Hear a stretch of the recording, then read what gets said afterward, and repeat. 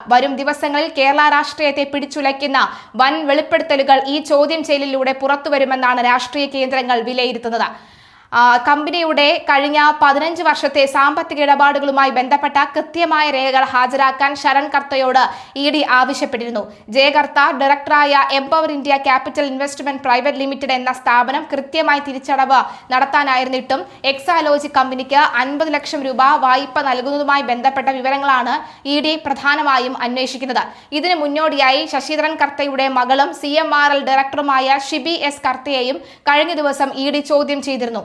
CMRLന്റെ സഹോദര സ്ഥാപനവും കേസിലെ പ്രതിപട്ടികയിലുള്ളതുമായ നിപുണ ഇന്റർനാഷണൽസിന്റെ ഡയറക്ടർ കൂടിയായ ഷിബിയിൽ നിന്നാണ് ഈ ഇടപാടുകളെ കുറിച്ചുള്ള സുപ്രധാന വിവരങ്ങൾ ED ശേഖരിച്ചത്. കഴിഞ്ഞ ദിവസം ആദ്യം ചോദ്യം ചെയ്തതും കർത്തയുടെ മകളെയായിരുന്നു.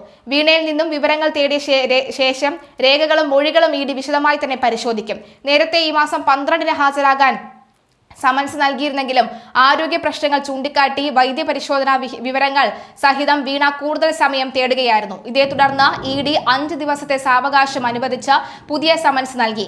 ആവശ്യപ്പെട്ട രേഖകൾ അഭിഭാഷകൻ വഴി സമർപ്പിക്കാമെന്ന വീണയുടെ നിർദ്ദേശം തള്ളിക്കൊണ്ടാണ് കരിമണൽ കമ്പനിയിൽ നിന്ന് എന്തിനാണ് പണം കൈപ്പറ്റിയത് എന്ന് വ്യക്തമാക്കുന്ന രേഖകൾ സഹിതം നേരിട്ട് ഹാജരാകാൻ ED കർശന നിർദ്ദേശം നൽകിയത്.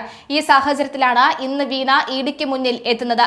മുൻപ് നടത്തിയ റെയ്ഡുകളിൽ ED വീണയിൽ നിന്ന് ചില സുപ്രധാന രേഖകൾ പിടിച്ചെടുക്കുകയും പ്രാഥമിക മൊഴി രേഖപ്പെടുത്തുകയും ചെയ്തിരുന്നു. ഈ രേഖകളുടെയും CMRLുമായി ബന്ധപ്പെട്ടവരിൽ നിന്ന് നിലവിൽ ശേഖരിക്കുന്ന മൊഴിയുടെയും അടിസ്ഥാനത്തിലാവും വീണയുടെ അടുത്ത ഘട്ട ചോദ്യം ചെയ്യൽ നടക്കുക.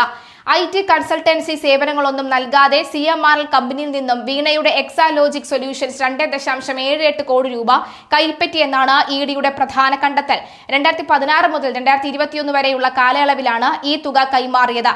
സീരിയസ് ഫോർഡ് ഇൻവെസ്റ്റിഗേഷൻ ഓഫീസ് നടത്തിയ അന്വേഷണത്തിൽ CMRL കമ്പനി കഴിഞ്ഞ 15 വർഷത്തിനിടെ 132 കോടിയിലധികം മറ്റൊരു കണ്ടെത്തൽ പ്രകാരം 182 കോടി രൂപയുടെ വ്യാജ ചെലവുകൾ കാണിച്ച് വിവിധ വ്യക്തികളിൽ നിന്നായി സ്ഥാപനങ്ങളുമായി പണം നൽകിയതായാണ് ആരോപണം ഉയർന്നിരിക്കുന്നത്.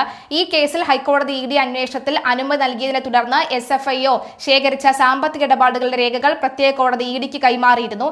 ഈ രേഖകളുടെ അടിസ്ഥാനത്തിലാണ് നിലവിലെ ചോദ്യം ചെയ്യലുകൾ പുരോഗമിക്കുന്നത്. മുൻപ് നടന്ന റെയ്ഡുകൾ വിവിധ ബാങ്ക് അക്കൗണ്ടുകളിലായി 18.36 കോടി രൂപ ED ഇതിനോടകം തന്നെ മരവിപ്പിച്ചിട്ടുണ്ട്. എക്സാലോജിക്കും കരിമണൽ കമ്പനിയും തമ്മിലുള്ള എല്ലാ ഇടപാടുകളെയും രേഖകൾ EDക്ക് കൈമാറാൻ നേരത്തെ തന്നെ കോടതി നിർദ്ദേശിച്ചിരുന്നു. എന്തായാലും വരും മണിക്കൂർ ഏറെ നിർണായകമാണ്. കരിമണൽ കർത്തയുടെ മകളെയൊക്കെ തന്നെ 6 മണിക്കൂറോളമാണ് ED ചോദ്യം ചെയ്തത്. അപ്പോൾ ഇനി വരുന്ന എത്ര മണിക്കൂറോളം ED വീണ വിജയൻ ചോദ്യം ചെയ്യുമെന്നറിയില്ല. EDക്ക് ചോദിക്കേണ്ട എല്ലാ ചോദ്യങ്ങളും കൃത്യമായി അറിയും. ഇനി ഇതിനുശേഷം അറസ്റ്റ് ഉണ്ടോ അടക്കമുള്ള കാര്യങ്ങൾ നിർണായകമാണ്. എന്തായാലും വരും മണിക്കൂർ ഏറെ രാഷ്ട്രീയ കേരളം ഉറ്റുനോക്കുന്ന സുപ്രധാന നിമിഷങ്ങൾ തന്നെയാണ്.